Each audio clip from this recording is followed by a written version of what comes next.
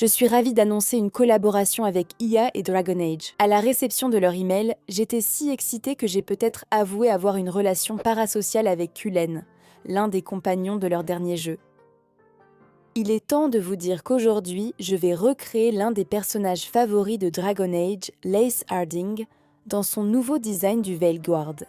À 3 semaines de l'objectif, il faut commencer le costume de Lace Harding, en débutant par son chemisier. Je ne suis pas très douée avec les noms de tissus, alors j'ai d'abord commandé 2 de ces chemises extra larges, simplement à cause de leur texture. Comme vous le voyez, elles sont trop blanches, donc j'ai utilisé ce produit chimique, comme au cinéma, pour ternir le blanc et éviter que les caméras réagissent mal. Quand on le trempe, ça devient complètement violet, mais ça redevient normal ensuite. En teignant, une araignée a soudain grimpé sur mon bras, me faisant sursauter. Mais comme vous voyez, ça commence déjà à brunir. Et j'ai vraiment vu grand pour ça, juste pour avoir assez de tissu à transformer en véritable chemise. Donc voici ma toile. J'aime vraiment la façon dont il me va. J'ai ajouté ce morceau en triangle comme sur l'image de référence, mais en fait je l'ai mis un peu plus bas. C'est juste pour paraître plus petite. Ce qui est important parce que Lace Harding est une naine éclaireuse, ce qui veut dire qu'elle est beaucoup plus petite que moi. Je peux maintenant le démonter et l'utiliser comme patron pour la version finale. Après avoir assemblé la plupart des pièces, j'ai fait un essai de broderie pour sa chemise. Le plus difficile était de bien les assembler, car je ne pouvais pas tout faire sur un seul tambour à broder. Avec la pièce test, j'ai remarqué que c'était un peu flou à certains endroits. Donc pour la version finale, j'ai complètement modifié le fichier pour que ce soit beaucoup plus net, ce que vous pouvez voir ici. J'ai ensuite fini de broder l'ensemble et surfiler les côtés. Voici la pièce terminée. Comme elle était encore assez blanche, j'ai décidé de la vieillir un peu. Cela m'a aidé à mieux visualiser le produit fini, qui ressemblait plutôt à ceci. Elle a l'air beaucoup plus usée. Et voici la broderie bien alignée. Ensuite, il y avait le plastron, mais j'avais tellement froid que je n'étais pas prête. Mon atelier est vraiment glacial en ce moment. Cependant, avec l'aide de mon amie Trine, j'ai été soigneusement enveloppée dans du film plastique. Et ce n'est pas juste une chose bizarre que je voulais faire parce que j'avais froid. La plupart des cosplayeuses réalisent ainsi leur patron, surtout pour les plastrons d'armure. Après avoir été enveloppée dans du film plastique, il était temps qu'on m'enveloppe de ruban adhésif toilé. C'est pour que j'ai une surface sur laquelle dessiner. Ensuite, avec l'aide de Trine, il était temps d'être découpé pour me libérer de ce ruban adhésif. Ici, je commence vraiment à esquisser la forme générale et les détails.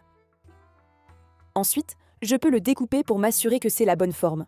Après cela, j'ai simplement décomposé le patron pour qu'il soit à plat et je l'ai transféré sur de la mousse.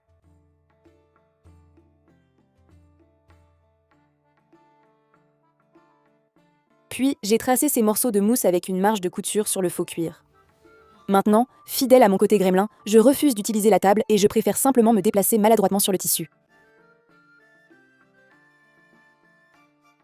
La mousse plus foncée sur laquelle vous m'avez vu dessiner tout à l'heure était en fait beaucoup trop dense. Alors j'ai tout transféré sur cette mousse gris clair. Ensuite, j'ai commencé à tracer et à découper tous ces détails que j'adore vraiment sur cette armure. Je trouve ça tellement joli. Mais quand il faut tout découper à la main sans découpeuse laser, on se demande si tous ces détails en valaient vraiment la peine.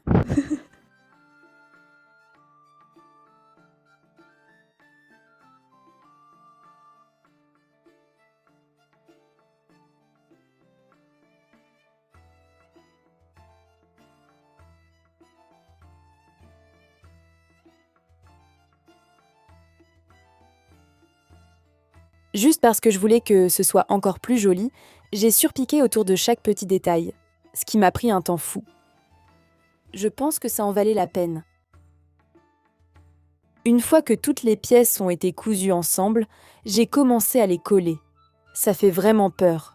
Je ne voulais pas que ça colle au mauvais endroit.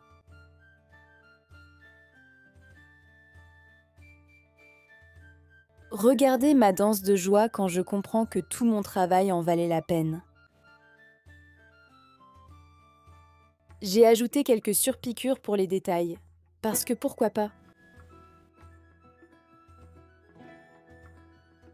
Je ne voulais pas simplement peindre la mousse, parce que je voulais qu'elle corresponde à l'apparence générale. J'ai donc découpé ces pièces dans la même mousse noire dense utilisée avant. Et ensuite, je les ai recouvertes d'un tissu doré extensible. Avec le plastron terminé mais pas encore vieilli, j'ai pensé qu'il était temps de commencer les gants. J'avais déjà acheté des gants à l'avance. J'ai ajouté ce rebord supplémentaire à l'arrière, puis je l'ai peint et j'ai ajouté ces détails en plus. Voici donc le gant sans les détails, et celui de droite est celui avec les détails.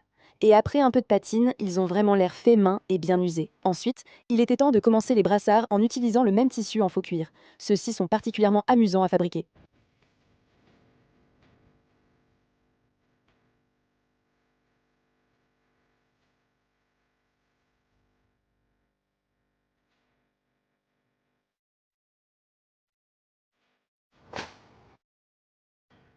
J'aime quand on ajoute de vrais rivets.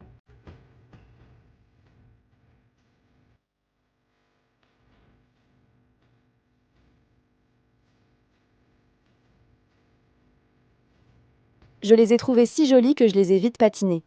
Maintenant, on commence le pantalon. J'ai pris ce pantalon marron du magasin et prévu de découper puis assembler les formes pour obtenir ce détail. Cependant, quand je les ai essayés, je n'aimais vraiment pas le rendu. Donc, il était temps de recommencer.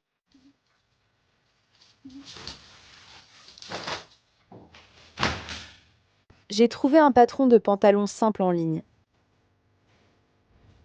Donc, en découpant le patron, je commence à m'inquiéter de plus en plus de ne pas avoir assez de tissu. Voilà la quantité que j'ai. Évidemment, je n'ai pas calculé cette quantité. C'est simplement ce qu'il me restait, car je n'avais pas prévu de les faire entièrement moi-même. Voyons si je peux m'en sortir. Comme prévu, le tissu n'était pas suffisant pour le patron. Donc, la seule façon de m'en sortir était de raccourcir le pantalon, ce qui a tout juste suffi.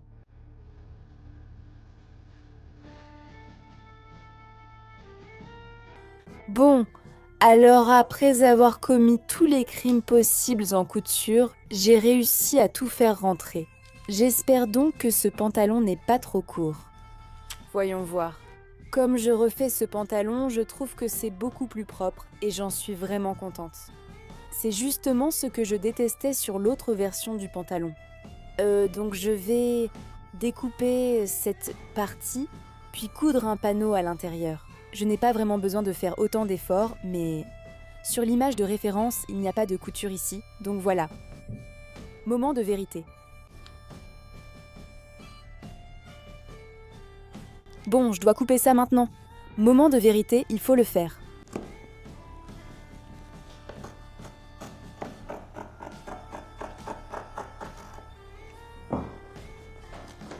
Bon, il n'y a plus de retour en arrière, les gars. Voyons si je peux faire marcher ça. Je ne sais pas si vous voyez, mais ça a marché. J'étais contente, mais le pantalon était trop court. J'ai donc ajouté ces revers qui rendaient un thé bien. D'accord, passons maintenant à la couture du pantalon. C'est comme si je devais utiliser ce fil épais juste pour mettre en valeur le côté fait main de ce pantalon.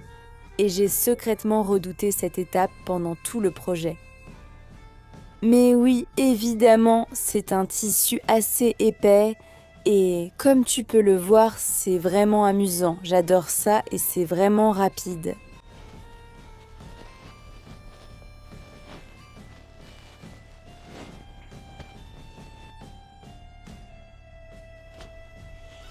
Et voilà, c'est super facile.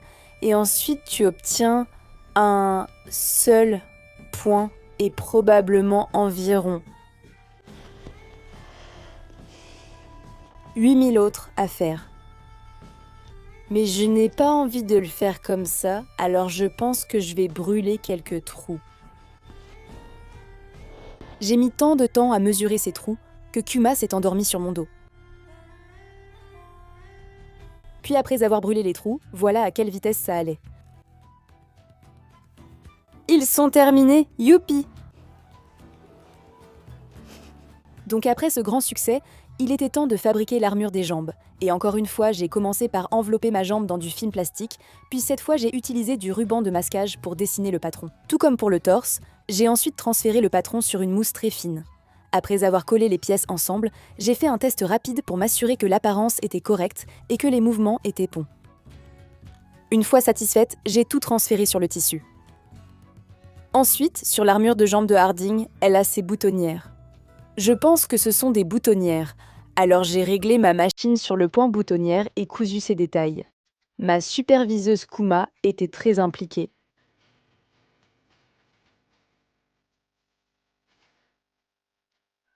Une fois qu'elles étaient terminées, il était temps d'ajouter les rivets aux autres détails des jambières.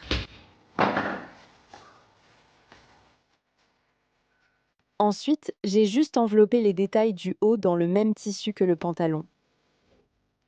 J'aime assembler des pièces assorties.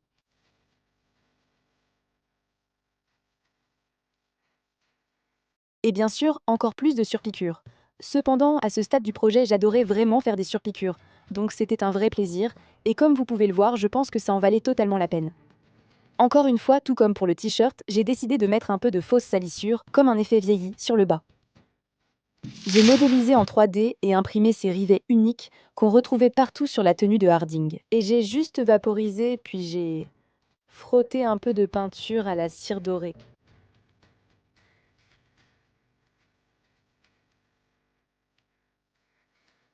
Après les avoir collés, il fallait fabriquer le châle noué à la taille.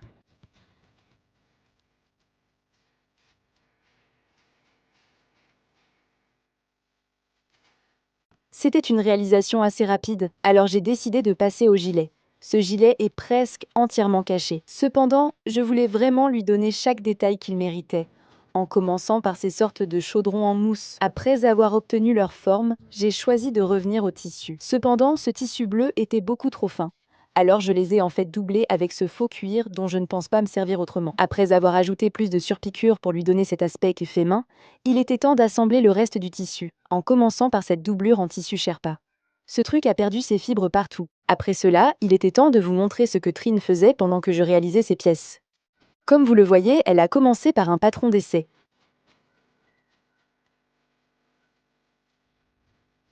Puis, elle a reporté cela sur ce tissu vert en laine. Avec de la peinture acrylique, elle a teint la corde en vert terre pour qu'elle corresponde au visuel de référence, puis ajouté divers petits détails sur les manches et le dos. Trin est une artisane talentueuse et une amie chère. Je mettrai donc le lien vers sa page en description.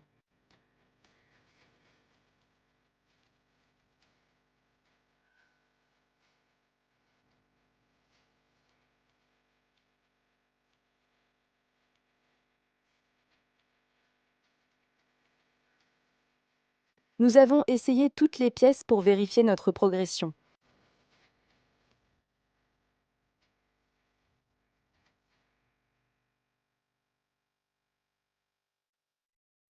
Même si la cape était inachevée et les pièces non vieillies, je me sentais super cool et voyais vraiment Harding prendre vie. Après quelques retouches, il fallait vieillir la cape et ajouter les derniers détails. Pendant que Trin faisait cela, j'ai commencé à travailler sur le sac détaillé de Harding. J'ai utilisé du faux cuir, comme pour le plastron, et superposé les détails.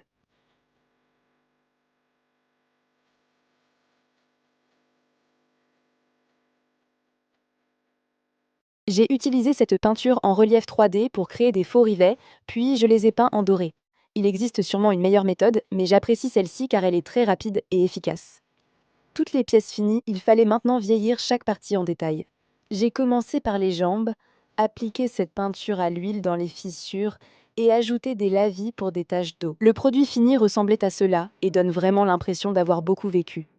J'ai ensuite commencé à vieillir le plastron, que j'attendais avec impatience. Je l'ai vieilli avec un aérographe et un peu de brossage à sec. Voilà à quoi cela ressemblait à la fin.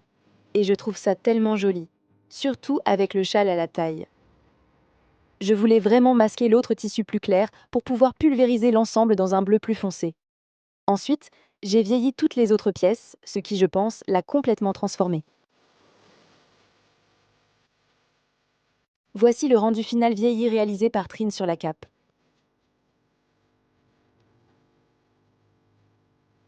Et tous ces petits détails.